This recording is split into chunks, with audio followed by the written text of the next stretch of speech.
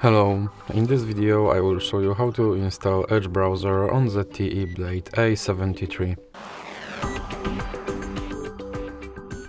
So you have to start with opening your Google Play Store. Now click on search bar and type in Edge and click search. And now click install.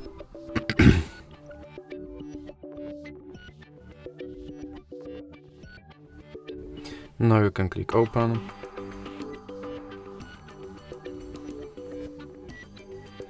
And here you can click skip introduction. Now you can customize your homepage, or you can click not now. Here you can set your Edge browser as your default browser, or you can click not now. Now you can sign in to sync your data, or you can click not now. And here you have to confirm your data and privacy settings. Now you can try out Copilot, or you can just click start browsing. And now your Microsoft Edge is installed and ready to use, so that's it for this video.